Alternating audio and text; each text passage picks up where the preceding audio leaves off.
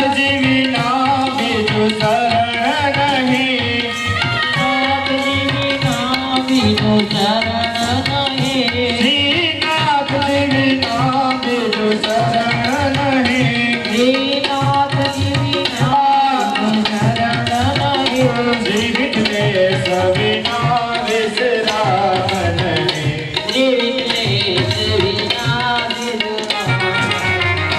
मथुरा मथित लाल बिना नवता भगत नहीं।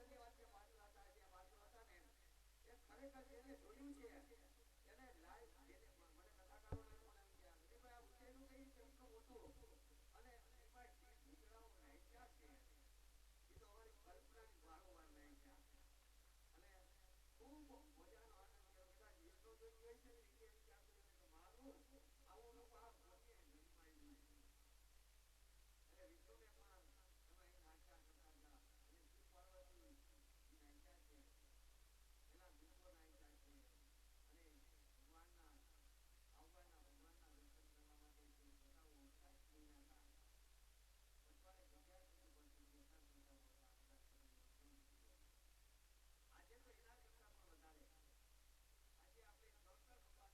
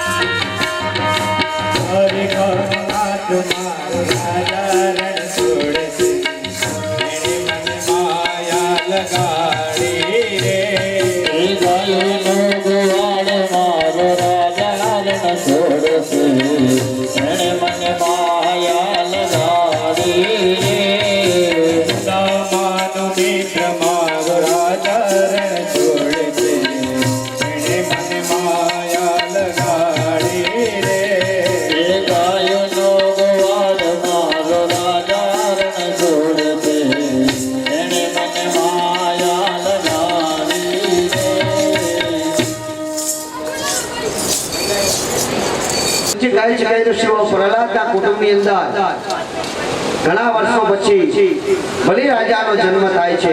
આ તમામ પ્રકારના વિચારો બલિ રાજા કરતા હતા. જ્યારે આખી વાહવાઈ આખા જગતની અંદર બલિ રાજાની થવા માંડી, ત્યાર પછી તેમણે એક પછી એક 99 અશ્વમેઘ યજ્ઞ કરી લીધા.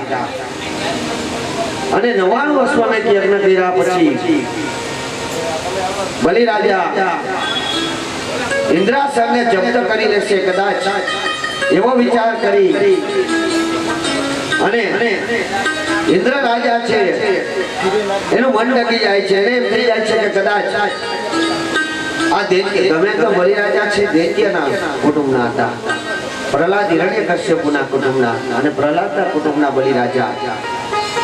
એટલે દૈત્યો છે કદાચ આ રાજની ઉપર સ્વર્ગાગ્નિ ઉપર હુમલો કરી અને સ્વર્ગને પ્રાપ્ત કરી લઈ તો સ્વર્ગ ઉપર પોતાનો કબજો જમાવી લઈ તો આવો વિચાર કરી અને બલિ રાજા યજ્ઞ રોકાવાનો પ્રયત્ન કરે છે. અહીં ઇન્દ્ર રાજાને સ્વાર્થી ગણવામાં આવ્યા છે. સૂચિ આગળ કહે છે કે ઋષિવરો આ ઇન્દ્રને સ્વાર્થી શા માટે ગણવામાં આવ્યા? કોઈ ફરીથી કદ્રુની અને વિંતાની જે દ્રષ્ટાંત આપણે આપ્યું કે એનો અમૃતનો ઘડો ઇન્દ્ર લઈને ભાગી ગયા હતા, એમ સમુદ્ર મંથન કરવાનું જ્યારે નક્કી થયું ત્યારે પણ દૈત્યોને દગો દાય અને ઇન્દ્ર રાજા અને દેવતાઓ ઘણું બધું લઈ ગયા હતા. તો અહીં બલિ રાજાનું કથન છે કે બલિ રાજાનું આ યજ્ઞ રોકવા માટે ઇન્દ્ર શું કરે છે? તો ઇન્દ્ર પેલા બ્રહ્માજી પાસે જાય છે અને કહે છે કે હે પ્રભુ, અમારે આ પૃથ્વી પર બલિ રાજા છે, દૈત્યોનો વંશ છે અને તે અશ્વમેઘ યજ્ઞો કરી રહ્યા છે અને એક પછી એક 99 યજ્ઞ કરીને કરી દીધા છે, પરંતુ અત્યારે સોમો યજ્ઞ કરી રહ્યા છે અને સોમો યજ્ઞ જો એનો પૂરો થઈ ગયો તો ભગવાન શ્રી વિષ્ણુના આશીર્વાદથી સ્વર્ગાધિપતિ ભગવાન વિષ્ણુનું એવું વચન હતું કે જે 100 અશ્વમેઘ યજ્ઞ કરી લઈને સ્વર્ગનો રાજા. એટલે વિષ્ણુના આશીર્વાદ પ્રમાણે સ્વર્ગના રાજા આ દૈત્યો બની જશે અને બલિ રાજા જો એના સ્વર્ગના રાજા થઈ જશે તો દેવતાઓને જીવવું મુશ્કેલ બની જશે. માટે હે પ્રભુ કંઈક કરો. તો અહીં બ્રહ્માજી કહે છે કે ના ભાઈ, હું કાંઈ ન કરી શકું, તમારે જ્યારે પણ જરૂર પડે તો બ્રહ્મા બ્રહ્મા બ્રહ્મા, મારું કઈ હાલે એમ નથી. કારણ કે અશ્વમેઘ યજ્ઞ ના આશીર્વાદ નારાયણે આપેલા છે તો નારાયણ પાસે જાઓ. અહીં પેલા સમુદ્ર મંથન ની પણ વાત આવે છે કે સમુદ્ર મંથન માટે પણ આ ઇન્દ્ર ને બધા બ્રહ્માજી પાસે ગયા હતા અને બ્રહ્મા કેવા પ્રમાણે કરી અને સમુદ્ર મંથન કીધું હતું, પરંતુ એ વાત આપણે આગળના ઓલામાં લઈ જઈશું. તો આ ઇન્દ્ર છે બ્રહ્માજી પાસેથી નારાયણ પાસે આવે છે અને કહે છે કે હે પ્રભુ, આ પૃથ્વી ઉપર બલિ રાજા છે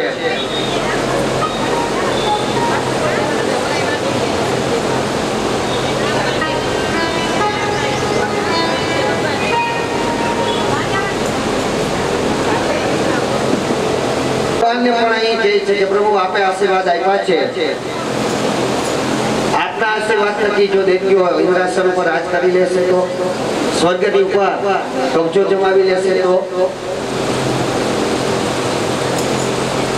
તમારું જ વચન ખોટું પડશે. તમારે આ સ્વર્ગ પાછો દૈત્યોને હરાવીને અમને જ આપવો પડશે. કારણ કે એ રીતે ભગવાને વિષ્ણુએ ઇન્દ્રને પણ એવા આશીર્વાદ આપ્યા છે કે જ્યાં સુધી આ સર્વત્ર છે ત્યાં સુધી આ ઇન્દ્રાસનનો રાજા સ્વર્ગાધિપતિ તું છે.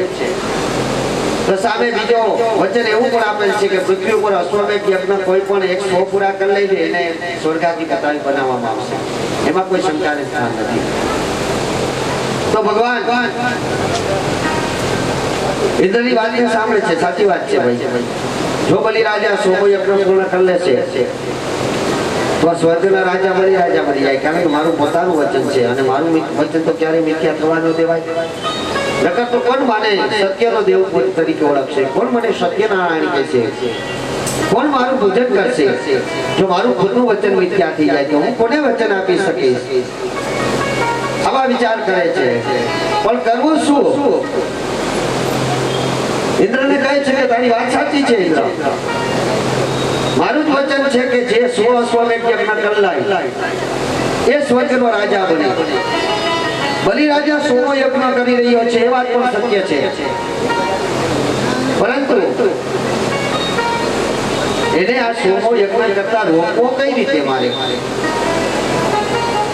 ત્યારે ઇન્દ્ર અને ભગવાન અનેક ચર્ચાઓ કરે છે, પરંતુ કોઈ ચર્ચા મળતી નથી. ત્યારે ભગવાન વિચારે છે કે ભાઈ એનું મારાથી વધતો ન જ કરાય, કારણ કે પ્રહલાદને વચન આપ્યું હતું. ભગવાન આ પ્રહલાદને કહે છે કે તારા માતા પિતાને તો હું વિષ્ણુલોકની અંદર લઈ જઈ રહ્યો છું, મોક્ષ આપી રહ્યો છું. આજે હું તને બીજું પણ વચન આપું છું કે તારા કુટુંબમાં તારા કુળનો હું ક્યારેય કોઈનો વધ નહીં કરું. આથી કરી ભગવાન ત્યાં પણ લાચાર થઈ જાય છે. પ્રહલાદને વચન આપ્યું હતું કે તારા કુટુંબમાં હું ક્યારેય કોઈનો વધ નહીં કરું. ભાઈ ભગવાન બલિરાજાનો વધ તો ન કરી શકે. ત્યારે ભગવાન કહે છે કે હવે તો આમાં કંઈક નવી યુક્તિ કરવી જોઈએ. શું યુક્તિ કરવી જોઈએ? ત્યારે ભગવાન કહે છે કે બલિરાજાનું નામ દાનવીર તરીકે છે. આ પૃથ્વી પર એના જેવો કોઈ દાનવીર નથી. જો એની પાસે માગી લેવામાં આવે ને તો બધું જાય ને અશ્વમેઘ યજ્ઞને રોકી શકાય, કારણ કે યજ્ઞની સામગ્રીઓથી માંડીને બધું માગ લે તો ક્યાંથી યજ્ઞ પૂરો થાય? ભગવાન આવું વિચારે છે અને ઇન્દ્રને કહે છે કે હવે મારે એની પાસે માગવા જવું પડશે અને માગ્યા વગર મને એ નહીં આપે, કારણ કે મારાથી એનો વધ થઈ શકતો નથી. ઇન્દ્રને અહીં સ્વાર્થી ગણવામાં આવ્યા છે. અહીં એક રૂપક ટાંકવામાં આવેલું છે કે સમુદ્ર વગર મંથન શા માટે કરવામાં આવ્યું? તો દેવતાઓને પોતાના રાજ્યો પર અભિમાન હતું, પોતાની સંપત્તિ પર અભિમાન હતું, પોતાના દ્રવ્યો પર અભિમાન હતું. આથી કરી આવા અભિમાની રાજા ઇન્દ્ર એક દિવસ હાથીની રવાડી પર જઈ રહ્યો હોય છે. ત્યારે સામેથી એક દુર્વાસા નામના ઋષિ સામે મળે છે અને દુર્વાસા ઋષિ સામે મળી અને રાજા આવી રહ્યો છે એમ જોઈ અને એક ઘા કરે છે અને રાજાના ગળામાં પહેરાવી દે છે. પરંતુ આવા બાવા અને ફકીરોનો હાર પહેરાવેલો કોણ લઈ? એવો વિચાર કરી હાર કાઢી અને પોતાના હાથીના પગ તરફ નાખે છે. તો આ ગજરાજ પણ આ દુર્વાસા ઋષિનું અપમાન કરતો હોય એમ આ હાથને કચડી નાખે છે. ત્યારે દુર્વાસા ઋષિ અતિશય ક્રોધિત થઈ જાય છે અને કહે છે કે હે ઇન્દ્ર, તને સેવાનું અભિમાન છે? શું આ સ્વર્ગનો રાજા છે એનું અભિમાન છે? શું તારી પાસે એટલી દ્રવ્ય સંપત્તિ છે એનું અભિમાન છે? તું દેવતાઓનો અધીન છે એનું અભિમાન છે? જા, તારું સર્વત્ર નાશ થઈ જાય. તારી પાસે દ્રવ્યનો દાણા દાણા માટે, એક પૈસા માટે તું તરસતો થઈ જા. અને દુર્વાસા ઋષિનો શ્રાપ લાગી જાય છે. ધીરે ધીરે કરતા સ્વર્ગની અંદર પૈસા ફૂટી જાય છે, દ્રવ્ય સંપત્તિ રહેતી નથી. અને દ્રવ્ય સંપત્તિ ખોટી જવાથી અહીં ઇન્દ્ર રાજા છે. હવે રાજ્યનું સંચાલન કઈ રીતે કરવું? આપણે એમની ભાગવત કરી તો દ્રવ્યની જરૂર પડી ને. આ માતાઓ જેવા દાતાઓને ગોઠવા પડ્યા અને એના સહયોગથી જ આપણે આવા યજ્ઞ કરી શક્યા. અથવા ઇન્દ્ર રાજાને તો આખું સ્વર્ગનું સંચાલન કરવાનું, દ્રવ્ય ધીરે ધીરે ફૂટવા લાગ્યું, કાંઈ ન હોય. અને બ્રહ્માજી પાસે ગયા કે હે પ્રભુ, અત્યારે સ્વર્ગની અંદર પૈસા જ નથી, તો શું કરવું? ત્યારે બ્રહ્માજી સલાહ આપે છે કે ભાઈ હવે પૈસા ક્યાંથી લેવા? કમાવા માટેનો રસ્તો તો હોવો જોઈએ ને. તો આ પૈસા કમાવા માટેનો રસ્તો કયો? પૈસાને પ્રાપ્ત ક્યાંથી કરવા? હીરા મોતી જવેરાત સોના આ બધું લાવવું ક્યાંથી? ત્યારે બ્રહ્માજી કહે છે કે હે ઇન્દ્ર, આના માટે જો તમે લોકો સમુદ્ર મંથન કરો ને તો સમુદ્રની અંદર અઢળક સંપત્તિ પડેલી છે, અનેક પ્રકારના હીરા મોતી જવેરાતો પડેલા છે, સાથે સાથે અમૃત કુંભ પણ એની અંદર છે. આ સમુદ્ર મંથન કરી અને તમે એને બહાર લાવો ને તો તમે ફરીથી દ્રવ્યવાન બની શકો, ફરીથી સ્વર્ગનું સંચાલન કરી શકો, ફરીથી સ્વર્ગનું પાલન કરી શકો. ત્યારે ઇન્દ્ર રાજા પૂછે છે કે પ્રભુ, વાત તમારી સાચી છે, પણ આ સમુદ્ર મંથન કરવું કઈ રીતે? અમને તો ખબર નથી. દરેક દેવો ઇન્દ્રની સાથે ગયા હતા. ત્યારે વારાફરતી એક પછી એક સમુદ્ર મંથન વિશે પ્રશ્ન કરવા લાગે છે. ભગવાન બ્રહ્મા એનો જવાબ આપતા રહે છે. ત્યારે ફરીથી બ્રહ્મા કહે છે કે ભાઈ, સમુદ્ર મંથન કરવું એ તમારું એકલું કામ નથી, તો અમે એટલા દેવતાઓ છે, બસ એ તમારું અભિમાન તો તમે મારી નાખ્યું. તમને અભિમાન છે કે અમે દેવતાઓ છીએ, અમે સ્વર્ગાધિપતિ છીએ, અમે આ છીએ, અમે પૃથ્વી ઉપર ધાર્ય તે કરી શકીએ, મનુષ્યને જ્યારે ધાર્ય તે આપી શકીએ. હું ધારું તો વરસાદ તરીકે વરસું, અને હું ધારું તો પૃથ્વીને પ્રજ્વલિત કરી શકું, અને હું ધારું તો લોકોને અન્ન મળે, ને હું ધારું તો જ લોકો ભક્તિ કરે. આ અભિમાનના કારણે તો અત્યારે તમારી પાસે ગયું નથી કાંઈ. અભિમાનને છોડો અને જાઓ, દૈત્યોનો સંગાત લો અને દૈત્યોને સાથે રાખી અને તમે સમુદ્ર મંથન કરો. હવે દુશ્મનને દેવતાઓ તો વિચાર કરવા માંગે છે કે ભગવાન તો જો દુશ્મનની પાસે જવાનું કહે છે. આપણે કોઈ એમ કહે કે તમારા દુશ્મનની પાસે જઈને ક્ષમા માંગો, તો આપણે કેમ ક્ષમા માંગવા જવું? આપણે અહમ હોય ને, આપણે અહમી હોઈએ છીએ.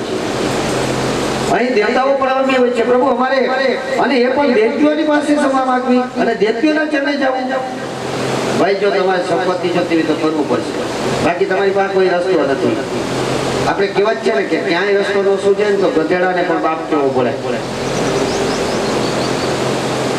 તો અહીં પણ દેવતાઓની હાલત પણ એવી જ થઈ કે હવે એની પાસે કોઈ રસ્તો જ નહોતો. સંપત્તિ પ્રાપ્ત કરવી પણ કઈ રીતે પ્રાપ્ત કરવી? સમુદ્ર મંથન એક આખરી રસ્તો હતો, છેલ્લો રસ્તો હતો. તો આ છેલ્લા રસ્તાને પ્રાપ્ત કરવા માટે અહીં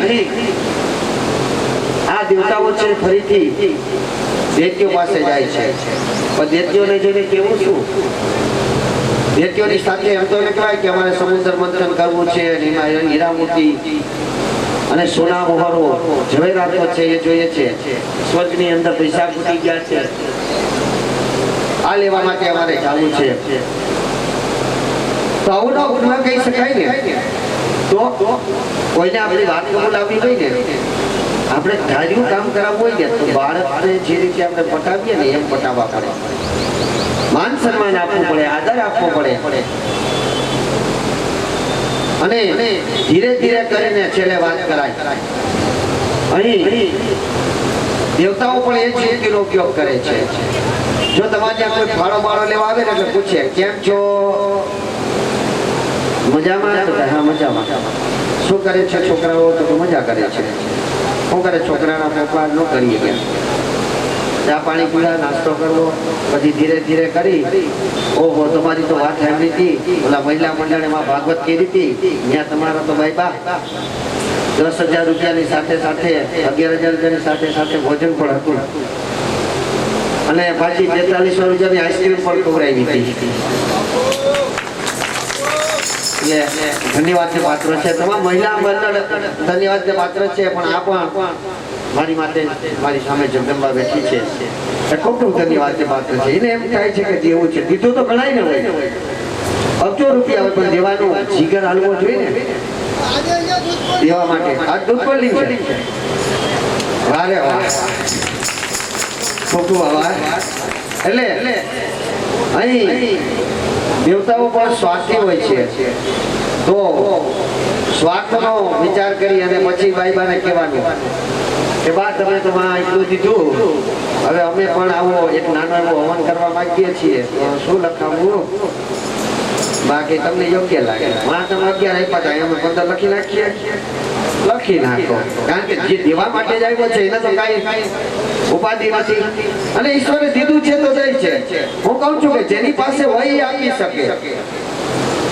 એટલે જ હું વારે એક ઉદાહરણ આપું છું કે કોઈ તમારે કઈ લેવા આવે, કોઈ માંગવા આવે તો એને એમ નહીં કહેતા કે મારી પાસે નથી. નો દેવો જવાનું કે ભાઈ હું તમને દેવા નથી માંગતો, મને તમારે, કારણ કે મેં તમને કીધું કે કોને લોકો દઈ અને એટલા રૂપિયા તમે કેમ ભેગા કરી શક્યા, તમારી કલ્પનાથી વધારે પૈસા ભેગા કરી શક્યા, તમે કલ્પનાથી વધારે આયોજન કરી શક્યા. કઈ રીતે કે આ મહિલા મંડળનું સંચાલનની ગામની અંદર પ્રસિદ્ધિ હોય કે આ લોકો જે કાર્ય કરશે એ સાચા રસ્તે રૂપિયા વાપરશે, સાચું કાર્ય કરશે, સત્યના માર્ગે અમારા પૈસા વાપરશે, ત્યારે લોકો દેવા માટે તૈયાર થાય. બાકી ગામમાં જેનું લુખા તત્વોમાં નામ એને કોઈ કાઢી દઈ એને તેની ઘરવાળી પર 10 રૂપિયા માવાના ખેંચી આપતી હોય છે કાઈ હોય નહીં વિરામાં. એટલે જે ઈશ્વરે તમને દીધું છે તમારે એના ખોટું ન પડાય, કારણ કે કૃષ્ણએ એમ કીધું છે કે કર્મ કરો ફળ હું આપી. જો સાંભળજો, શુદ્ધ અને સનાતન સત્ય દરેક વસ્તુને લાગી પડતી વાત. મેં કીધું એમ ભાગવત વચારથી નથી, હું ક્યાંય જોતો નથી. સમજો, તમને જોઈને જ મારામાંથી ઉત્પન્ન થાય છે કે તમને મારે શું પીરસવાનું છે. મારા સાથી મિત્રો પણ વિચાર કરે, આજે અમે ચર્ચા કરીએ ત્યારે વિચારે કે અજયભાઈ તમે ક્યાંથી હું લઈ જાઉં છું કે અમારા મગજમાં આવતું નથી. તમે પપ્પાનો નથી હું ક્યારેક જોતો હોય કે કેવું ગીત. આ ભાગવતની શક્તિ છે, આ વ્યાસપીઠની શક્તિ છે. કોઈ લખીને આવતું નથી, કોઈ ભાગવત વચાતી નથી. તો જે જાનવીરો છે અહીં કૃષ્ણની સામે તમારે નહીં ખોટું પડવાનું. જો સાંભળી લેજો, આ મારું પોતાનું સંશોધન છે, વેદમાંથી વાંચેલું છે. કૃષ્ણએ એવું કીધું છે કે તમે કર્મ કરો, ફળની ચિંતા ન કરો, હું ફળ અવશ્ય આપીશ. તમે જેટલું કર્મ કરશો એટલું ફળ આપી, કદાચ કીધાથી વધારે આપી, પણ ક્યારે એવો અફસોસ નહીં કરતા કે મેં એટલી પ્રાર્થના કરી, એટલી આરતી કરી, એટલી ભાગવતમાં દાન કર્યું, એટલી પૂજા પાઠ કર્યો, મને નથી મળ્યું. કારણ કે ઈશ્વર આજે નહીં કાલે આપવા માટે તત્પર છે. ન્યા તો ગંગા છે, ન્યા તમે નાઈને થાકી જાઓ, એ પાણી ક્યારે ન ખૂટે. સમુદ્ર ભરેલો છે એની પાસે ક્યારે ખૂટવાનું નથી. પણ જો તમે એમ કહો કે અમારી પાસે તો નથી, અમને તો નથી થયું, આ બ્રાહ્મણોને તમે સુખડી આપતા હોય, સાધુ સંતોને સુખડી આપતા હોય, પૂજારીઓને તમે સુખડી આપતા હોય, આપો છો ને, ત્યારે એ લેવા જાય ને તો ઘણા એમ કઈ મોઢું ચડાવી દે કે ભાઈ અમારે તો થયું નથી. આ વખતે તો ગોર બાપુ આ વખતે તો 10 વીઘામાં કપા માંડવી વાવી હતી, પણ 4 વીઘા જેટલી જ થઈ. તથા તમારે જે લેવા આવે ને કોઈને કોઈ શબ્દ વાપરે છે. કોઈ બાપુ આવ્યા હોય તો એમ કે ભગવાન તમને જાજુ દે, બ્રાહ્મણ આવ્યા હોય તો એમ કે સવસ્તી, આનો અર્થ તમે આનાથી 10 ગણું આપી શકો. ત્યારે રામ નામ રામ રામ નામ લેતા હૈ સબકો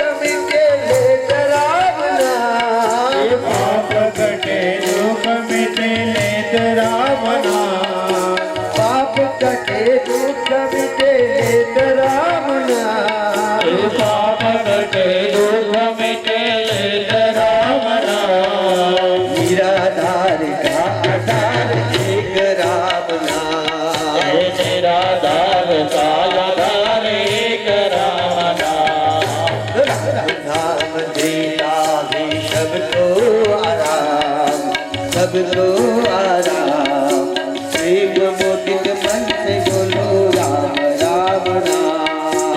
राम नाम लेता है सबको आराम, सबको आराम प्रेम मोदित मन से बोलो राम राम राम. प्रेम मोदित मन से बोलो राम राम राम.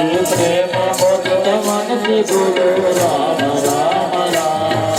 परम गोप परम મંત્ર રામ નામ હે પરમ ગોત્ર પરમ ઈષ્ટ મંત્ર રામ રામ પરમ ગોપ્ય પરમ ઈષ્ટ મંત્ર રામ નામ હે પરમ ગોપ્ય પરમ ઈષ્ટ મંત્ર રામ રામ મલત મુક્ત કરત એક રામ નામ હે કાશી ફળત મુક્ત કરત એક રામ નામ રામ નામ દેખાવી સબકો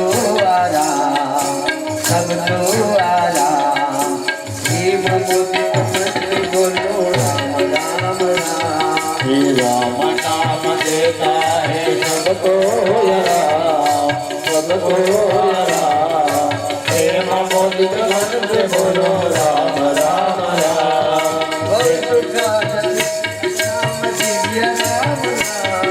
सब सुख सदित राम राम सब सुख सदित राम देत राम नाम सदा जपत एक राम नाम नाम देता है सबको राम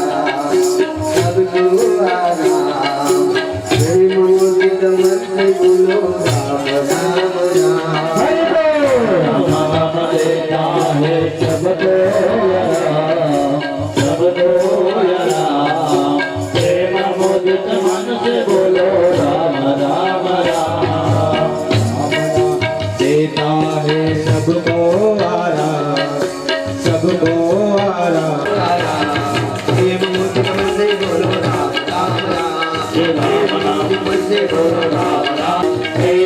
मन से बोलो राम राम राम हे मोदित मन से बोलो राम राम राम हे मोदित मन से बोलो राम राम राम हे मोदित मन से बोलो राम राम राम हे मोदित કૃષ્ણની સામે તમારે ખોટું ન બોલાય કારણ કે તમે કોઈ આવનારને એમ કહો કે ભાઈ અમારે થયું નથી તો ભગવાન કૃષ્ણ એમ વિચારે કે મેં આને એટલું દીધું છતાં એ મને ખોટો પાડે છે કે મારે કાંઈ થયું નથી મારી સામે બનેલી ઘટના છે આ સત્ય ઘટના બનેલી છે મારી સામે ધીરે ધીરે વાતમાં લઈ છે બરોબર તો તમે મહિલા મંડળની ભાગવતમાં ટોટલ 20,000 રૂપિયા આપ્યા તમને 11 લખાવો બીજું બાકી વાંધો નહીં લખી લે ને ભાઈ આયા ઇન્દ્ર રાજા અને દેવતાઓ બધા દિવ્યો પાસે જાય છે કહે છે આપણે તો ભાઈઓ કહેવાય આપણે તો આ તો આપણી વચ્ચે મનભેદ છે મતભેદ નથી આપણા મનો એકબીજામાં થોડા થોડા વિચલિત થઈ ગયા એટલે બાટલું થયું અને ઝઘડો થયો બધું ભૂલી જાવ હવે આપણે સમજીને રહેવું જોઈએ ને આપણે ક્યાં એકબીજાનું જોઈએ છીએ ત્યારે દેવીઓ વિચાર કરે છે કે જો તમે એવું ક્યાંક ખરાબ વિચારીને આવ્યા હોય કે ભાઈ અમે રાજ ઉપર કબજો જમાવી લેશું ને અમે આ દેવ્યને પ્રાપ્ત કરી લેશું આવું કઈ વિચારીને આવ્યા હોય તો ખોટું છે કારણ કે અમે એમ ક્યાંય તમને આ બધું આપી દઈએ એમ નથી સંપત્તિ ને એ બધું અમારું જ છે અમારી મહેનતનું છે આથી કરી અને તમારો એવો કોઈ વિચાર હોય તો ખોટો છે તો કે ના ના ભાઈ અમારે શું કરવું બધું છે અમારી પાસે તો સ્વર્ગ જ છે અને સ્વર્ગ મૂકીને અમારે તમારા રાજ્યને શું કરવું આ તો આપણે હળી મળીને રહી એવો વિચાર કરીને તમારી આવ્યા છીએ ત્યારે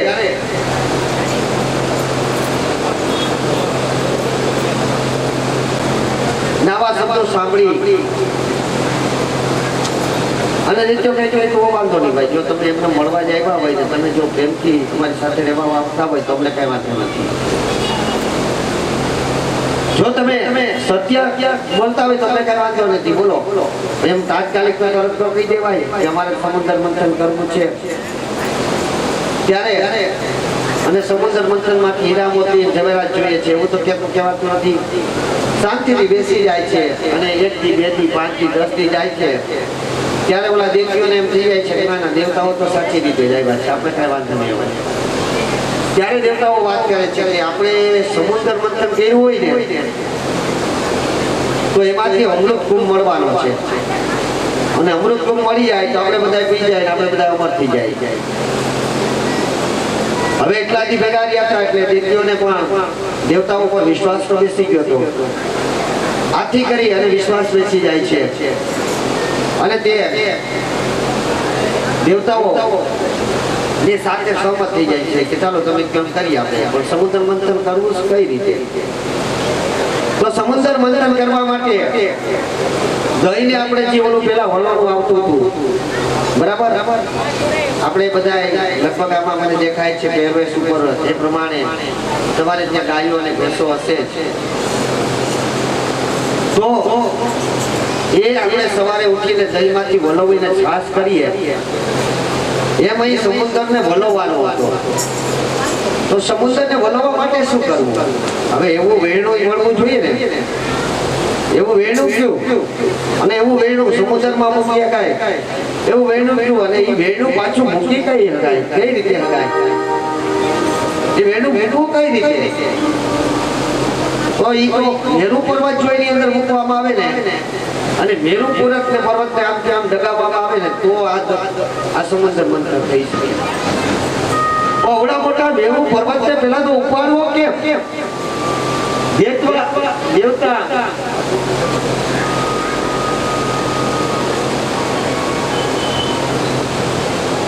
દેવતાને આ સુંદર મજાના પ્રસંગો છે. હાવ મૂળ કરી નાખ્યો છે. સૌથી શ્રેષ્ઠ મારી કથાનો સૌથી શ્રેષ્ઠ આજનો દિવસ હોય છે. પર્વતને મૂકે કોણ? આવો વિચાર કરે છે ત્યારે બ્રહ્માજી પાસે દૈત્ય અને દેવો આવે છે કે પ્રભુ હવે આ પર્વતને મેરુને અમારે સમુદ્રમાં મૂકવો છે. કોણ મૂકે? તમે મૂકવો તો થાય, બાકી અમે તો દૈત્ય અને દેવો બધા ભેગા થઈ જાય ને તો એને ઉપાડી શકીએ એમ નથી. અરે ઉપાડવા તો વાત અલગ રહી, એને ખસકી પણ અમે શકીએ એમ નથી. આથી કરીને પ્રભુ તમે પોતે જ એને મૂકી દો. બ્રહ્માજી કહે છે કે હા ભાઈ, તમને મેં હવે વચન આપ્યું છે, તમને રસ્તો મેં બતાવ્યો, તો તમારી વાતનો સ્વીકૃત પણ મારે જ કરવું પડશે, તમારી સહાય તો મારે કરવી પડશે. અને બ્રહ્માજી મેરુ પર્વતને ઉપાડી અને સમુદ્રની મધ્ય દિશાની અંદર મૂકી દે છે. હવે મધ્ય દિશાની અંદર સમુદ્ર તો વયો ગયો, પણ ઓલું ધોયડું હોય ને, ધોયડું, હવે ધોયડું ત્યારે ધોયડું કોને બનાવવું? તો કઈ બ્રહ્માજી પાછું કહી દે તો હવે તો ભાઈ તમે શેષનાગ પાસે જાઓ, વાસુકી નામનો સરપંચ હોય એને આપે તમને, તો તમે એનું દોયડું બનાવીને ખેંચો. અહીં શેષનાગ પાસે જઈ અને વાસુકી સર્પ લઈ આવવામાં આવે છે અને દૈત્યો છે એ પૂછડે અને દેવો છે એ મુખમાં ખેંચા એકબીજા પર્વતને વીટી અને ખેંચવા લાગે છે. જે બહેનો આપણે સવારે આવી રીતે ઘમર મારું વલણું કઈક એવા શબ્દો છે ને, એ આવી રીતે વલવવા લાગે છે. સમુદ્ર વલાવતો જાય છે, પણ પેલા ઝેરનો કૂપ નીકળે છે. અહીં પેલા ઝેર નીકળતાની સાથે બોલાવતો દૈત્ય અને દેવો તો વિચાર કરવા મળે છે કે આલો બ્રહ્માજી તો એમ કહેતા હતા કે ભાઈ અમૃત કુંભ નીકળશે, પણ આ શું? અત્યારે પેલું જ હજી ઝેર નીકળ્યું, આ ઝેરને રાખવું પડે. દૈત્યો કે તમારું, દેવો કે તમારું. ભગવાન વિષ્ણુ પાસે જાય છે કે પ્રભુ આ સમુદ્ર મંથન અમે કરતા હતા ને આ ઝેરનો કુંભ નીકળ્યો. વિષ્ણુ કઈ ભાઈ મારું કામ નહીં, જવા દો. કોને રસ્તો બતાવ્યો? તો બ્રહ્માજી. જાઓ બ્રહ્માજી પાસે આવે. પ્રભુ આ તો કહેતા કે અમૃત કુંભ નીકળશે, હીરામોતી નીકળશે, સોનામોહર નીકળશે. અહીં તો પેલા ઝેરનો કુંભ નીકળ્યો, શું કરવું? તો કે ભાઈ વાત તમારી સાચી છે, પણ એક તાત્કાલિક થોડું બધું મળી જાય તો મળશે બધું મળશે, પણ તો આ ઝેરને પચાવે કોણ? જાઓ શિવજી પાસે. બધા દૈત્યો અને દેવતાઓ પાછા શિવજી પાસે આવે છે અને ભગવાન શિવને કહે છે કે હે શિવજી, બ્રહ્માના આશીર્વાદથી અમે જ્યારે સમુદ્ર મંથન કરી રહ્યા હતા ત્યારે એની અંદરથી પેલા જેનો કુંભ નીકળ્યો છે એનું અમારે શું કરવું? ત્યારે ભગવાન શિવજી બ્રહ્માના આશીર્વાદથી બધું કરી રહ્યા હતા. આખી તો માયાવી હતા, બધું જાણતા હતા કે ખરેખર શું કરવા બધા કરે છે. ભગવાન શિવજી આવે છે અને જેનો કુંભ લઈ લે છે અને ભગવાન ઘટ કરતા પી જાય છે અને ગળામાં રાખી લે છે. અને ત્યારથી જ આ ભગવાનનું ગળું છે ને લીલું થવા લાગે છે. જે જાય છે, જે જેને ચડે એને જોજો એનું શરીર આખું લીલું થવા માંડે. ભગવાન ગળામાં રોકી લે છે અને ભગવાનનો ગળું લીલું થવા લાગે છે અને ત્યારથી જ ભગવાનનું નામ અહીં નીલકંઠ મહાદેવ તરીકે ઓળખવામાં આવે છે. બોલો નીલકંઠ મહાદેવની અહીંથી આગળ જતા સમુદ્ર મંથન કરે છે, હીરા મોતી નીકળે છે. ત્યારે ઓલા દેવતાઓ વિચાર કરે છે કે દેવતાઓ આગળ છે ને દેવતાઓ તો કપટી છે ભાઈ. વારે ઘડીએ અને એમાં ઇન્દ્રનો ભરોસો તો કરવો જ નહીં, ગમે એની પર દબો કરીને વયા ગયા. આ દેવતાઓ કપટી છે, કદાચ ભૂખા આગળ એ છે ને કાંઈક નીકળશે લઈને કિંમતી વસ્તુ લઈને વયા જા હતો ને અમૃત કુંભ લઈને ભાગી જા હતો. એટલે કીધું ભાઈ ઉભા રહ્યો, આ સમુદ્ર મંથન કરવાનો સુਝાવ તમારો હતો, જો કરવું હોય તો અમને આગળ નહીં વાત દો, અમે તમે પાછળ આવતા રહ્યો. ઓલા તો બોલાવને તો જરૂર હતી દેવતાઓને, કાંઈ વાંધો નહીં ભાઈ તમે આગળ આવતા રહો, અમે પાછળ વયા જાય. અને તરત જ પોતપોતાની પાછી જગ્યા બદલાવી લે છે. દેવતાઓ મુખ તરફ આવી જાય છે અને દેવતાઓ પછવાડે વયા જાય છે અને ફરીથી વલોણું હલાવવા લાગે છે. અને હલાવતા ઘણા પ્રકારના હીરા મોતી સોના મોહરો અને સાથે સાથે અમૃત કુંભ મળે છે. આ અમૃત કુંભ લઈ અને ઇન્દ્ર રાજા ત્યાંથી પણ ભાગી ગયા હતા અને પોતાની પાસે રાખી લીધા હતા. અહીં સમુદ્ર મંથન થઈ એ બીજી સાબિતી થાય છે કે ઇન્દ્ર રાજા ઘણા સ્વાર્થી હતા. કોઈ બલિ રાજા ના યજ્ઞ કરવા માટે રોકવા માટે ઇન્દ્ર રાજા ભગવાન વિષ્ણુ પાસે જાય છે, નારાયણ પાસે જાય છે અને કહે છે કે આ પૃથ્વી પર બલિ રાજા મહાપરાક્રમીની સાથે શૂરવીર છે, યશસ્વી છે, તેજસ્વી છે, પરાક્રમી છે. આખી પૃથ્વી એનું ગાન ગાય છે, આખી પૃથ્વી એને નમન કરે છે.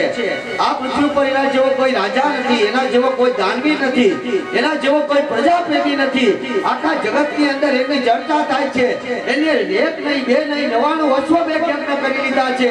હે નારાયણ, જો એને 16 અશ્વમેઘ યજ્ઞ પૂર્ણ કરી લીધો તો મારું રાજસિંહાસન મારે એને તમારા વચનને લીધે સોંપવું પડશે. માટે કોઈ ઉપાય કરો. અહીં બલિ રાજા પાસે નારાયણ માગવાનો વિચાર કરે છે કે હવે તો એની પાસે જઈને માગું તો જ મને મળે એવો વિચાર કરે છે. ત્યારે ભગવાન એમ કહે છે કે જુઓ, આની પાસેથી લેવું હોય તો કઈક તર્ક શક્તિનો ઉપયોગ કરવો પડે. મેં કીધું બા પાસેથી લેવા માટે તર્ક શક્તિનો ઉપયોગ કરવો ને તો તર્ક શક્તિનો ઉપયોગ કઈ રીતે કરવો એવો વિચાર છે. અને બલિ રાજા પાસે બ્રાહ્મણો કે જઈને કઈ માગવું જોઈએ એવો વિચાર કરી ભગવાન વિચારે છે કે કઈ યુક્તિ કરવી અને કઈ રીતે માગવું. ત્યારે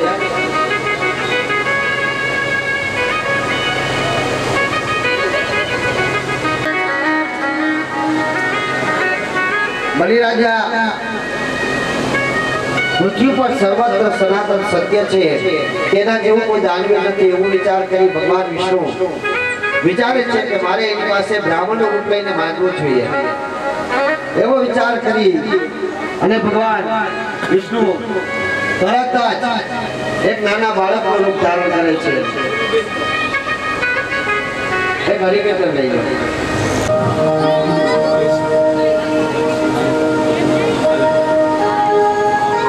તાળી પાડો તમારા નામની રે બીજી તાળી ના હોય જો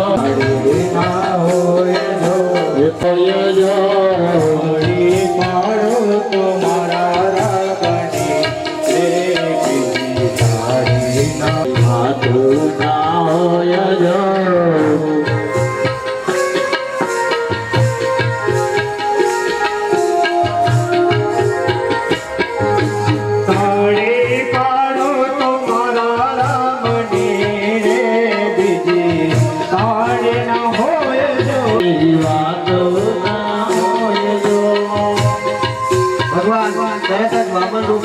બાળકના રૂપમાં આઠવા કમંડલ માથે છત્રી અને આવી પહોંચે છે અને આવા તેજસ્વી અને ભરપૂર રૂપ જોઈ અને આ બલિરાજાના સૈનિકો અંજાઈ જાય છે કે આવું વિરાટ સ્વરૂપ તેજસ્વી યશસ્વી કીર્તિવાન સ્વરૂપ આજ દિવસ સુધી આ પૃથ્વી પર અમે જોયું નથી. આ કોઈ ઔપચારિક વ્યક્તિ નથી, આ કોઈ સામાન્ય કોઈ માગણ કે કોઈ બ્રાહ્મણ નથી, આ તો કોક યશસ્વી મહાઋષિ છે જે આ પૃથ્વીનું કલ્યાણ કરવા માટે આ પૃથ્વી પર આવ્યા હોય.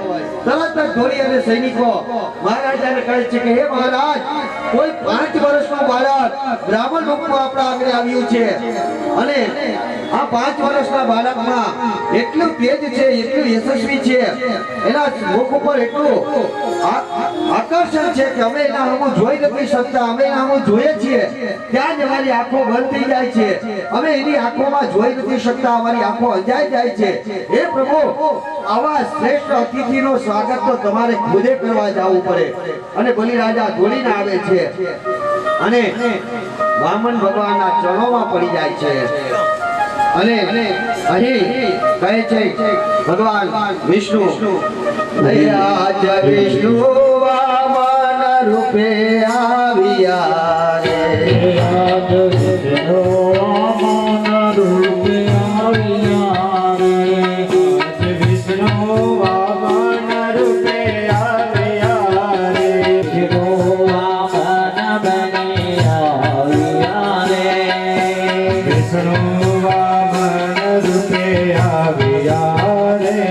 આજ વિષ્ણુ વામન રૂપે આવ્યા રે. આજ વિષ્ણુ